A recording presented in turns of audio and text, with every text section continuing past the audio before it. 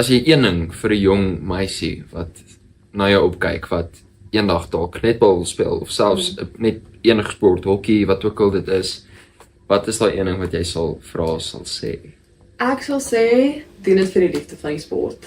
Moet dit nie doen as 'n werk nie. Dit gaan nie 'n werk wees nie, veral nie vir ons as vrouens nie. Dit is 'n bietjie hartseer om dit te sê, maar dis nie ons werk nie.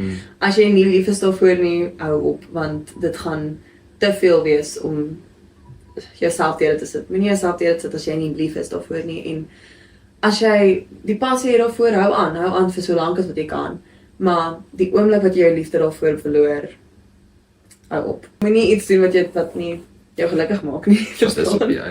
Maar doen verkieslik Asseblief ook iets wat jou Ja, nee, hou aan.